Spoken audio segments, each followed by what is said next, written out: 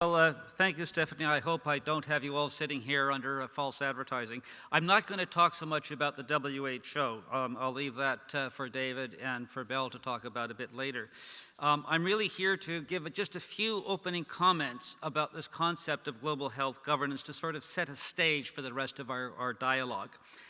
I want to begin by sort of saying it was a great plenary this morning. I felt so encouraged by the political upping of the public health discourse and analysis that this conference is starting to present, and now I'm going to do my own bit to try to ramp that up even higher. Let me first be clear.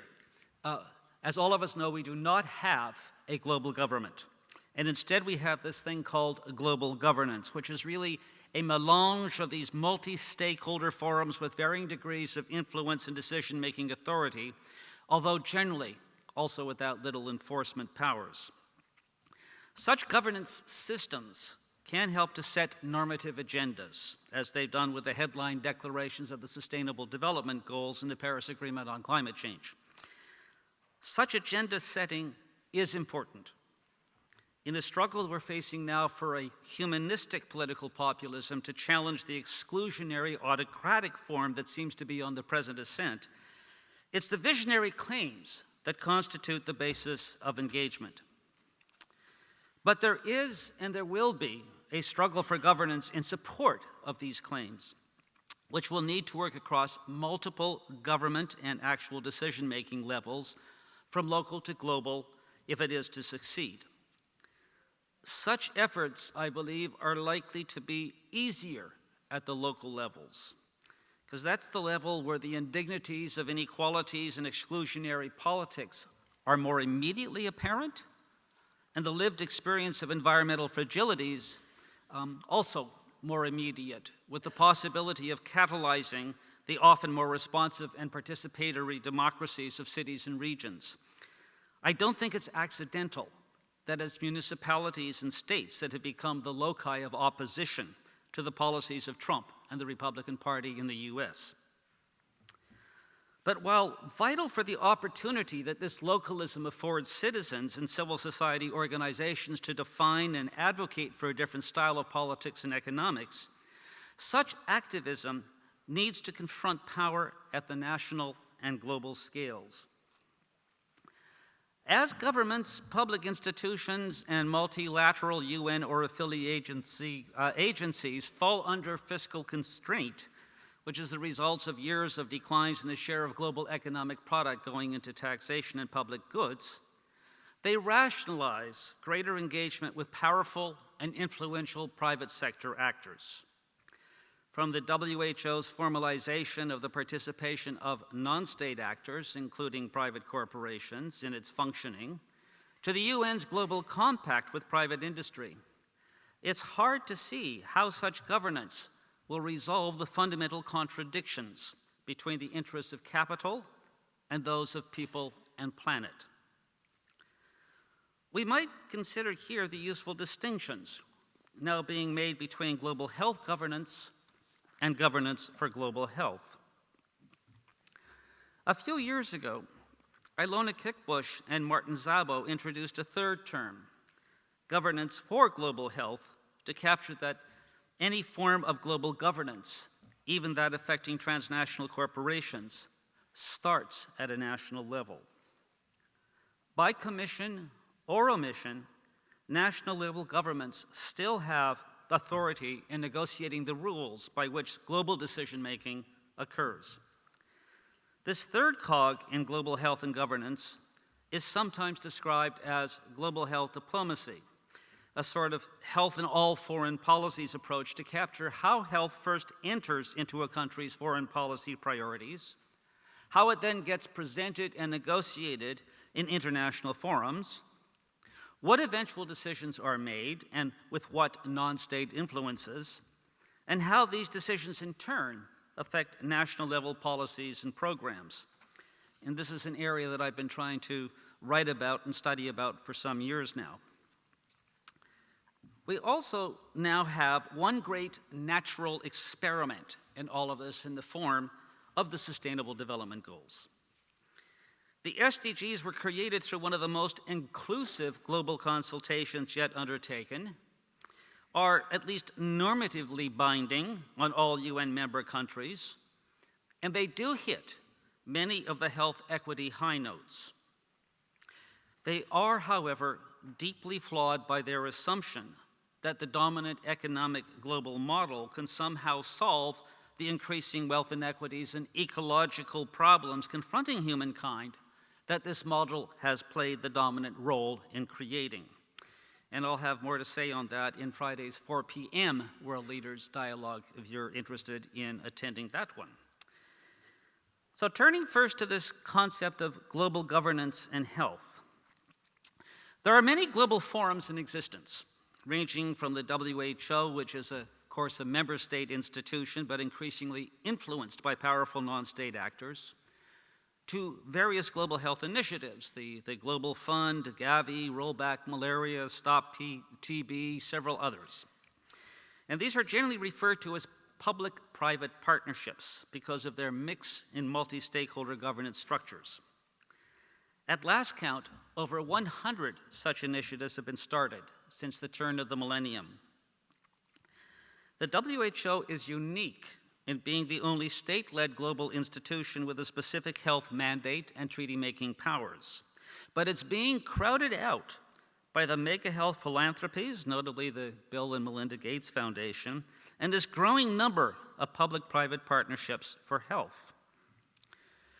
These global health competitors have often been successful in funding generally disease-specific initiatives, often with a focus on new health technologies, but they face criticism for their tendency towards vertical programming governance models that distorts the decision-making by countries who receive such funds, and governance models that give more power to corporate economic actors than to civil society, as a study by Kent Busey and Andrew Harmer found in their 2007 report. Global governance for health expands the territory in which global governance must take place. This follows on the heels of the WHO Commission on Social Determinants of Health and calls on public health actors to engage across all those UN and multi-stakeholder forums whose decisions affect these social determinants. And that would include trade bodies, such as the World Trade Organization, international financial institutions, the World Bank, the IMF, and a score of other UN or global agencies, both private, public-private, state-centered, or civil society-oriented. As part of the World Health Organization's Commission on Social Determinants of Health, I chaired the Globalization Knowledge Network. And in our final report to the Commission, we tried to assess the state of global governance for health, and based on accepted criteria for democratic decision-making, such as transparency, accountability, other criteria, we gave it virtually a failing grade. The recent Lancet Oslo Commission tried to go further in outlining what a system of global governance for health, that system that expands to the other kind of decision-making forums that affect the social determinants of health, what that system might look like. Now, their analyses of global health challenges was pretty astute, but the recommendations pulled back to only two: a new global governance for health talk shop and more research, because of course, researchers always have to end by calling for more research.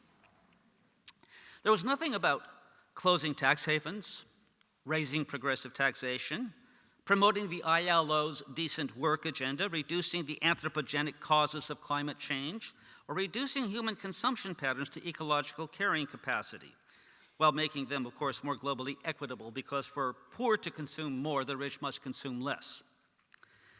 I want to turn now to two quite different but thoughtful analysts about our current zeitgeist, given 2016's surprise Brexit vote and even more surprising election of the Donald. Both, of course, were based on fake news, false or what we now refer to as alternative facts, and a terrifying stoking of parochialism and xenophobia. The first comes from David Held. He's a scholarly activist and holds out the possibility that we may yet create a global politics and governance system in which the lives of each individual, regardless of nationality, are equally valued and accorded equal rights and privileges. That is also the message behind the SDGs and their catchphrase, "Leave no one behind." Naomi Klein is an activist scholar, and she's much more intensely and immediately critical of the ecological depredations of global capitalism, attesting to the incongruity of the SDGs and their assumption that by slight tweaks in the same economic model, we can continue to grow and consume our way out of a tragedy of unequal growth and skewed consumption. Both in different ways point to a crisis in contemporary global governance, for it's one thing to campaign for a fairer, healthier world, but quite another to envision the type of political system or organization that might see it to its fruition. Held's cosmopolitanism challenges the increasing authoritarianism of those who the late Zygmunt Bauman, sociologist, labeled decisionists. Outspoken and unapologetic politicians who rely upon othering to capture the disenfranchisement of most of the world's citizens who have not gained much, if at all, from the past 40 years of this equalizing globalization. And this is where Klein's economic critique comprises the political edge to Held's ethical idealism. And so bringing the two together, and to conclude this opening with reference to the present, what I would suggest that we need to do at this time is first reject the neoliberal model of an increased role for transnational corporations in global governance, because the interests of business and capital are not necessarily the same as humanity and planet. Engage actively and critically around domestic policies affecting labor rights, progressive taxation, environmental regulation, and misnamed free trade agreements. Democratic governance starts at the global level with democratic governance at the national level. Align our public health work with global civil society actors and activists who are working to make our current multi-stakeholder mix of global governance more accountable to the needs of people and planet. And recognize the priority we must now give to developing sustainability, which is a much better way to rephrase the Sustainable Development Agenda of the SDGs, because that phrase is actually, if you tease the words apart, somewhat self-contradictory.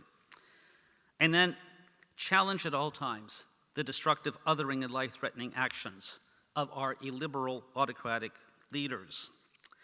I'm going to turn now to the astute observations of the other panelists, but leave you with a conundrum, that the more we ridicule and chastise the vanity and corruption of our political leaders, which we need to do, the more we risk invalidating the hopefulness of democratic government, leaving governance increasingly in the hands of powerful transnational elites. Is that the future we want? Rhetorical question. Thank you. If I understood you correctly in the last minute or two, Ron, you focused your attention on neoliberalism. I wonder why you focused your attention, this is a genuine question, but why did you focus your attention on the neoliberal variant of capitalism rather than capitalism per se?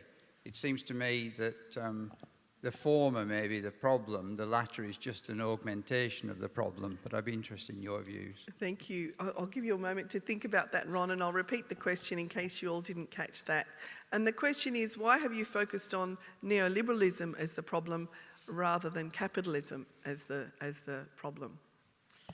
Well, the simple answer is that if you actually looked at some of the tweets from the conference, you'll sort of see that I named capitalism several times. A lot of the writing that I've done recently is actually named capitalism. But we need to recognize as well there are different forms of capitalism. And neoliberalism is the most predatory version that we've actually yet encountered since at least the 1860s or 1870s. To my mind, neoliberalism and capitalism are not quite the same, but they go hand in hand. So point taken, Peter.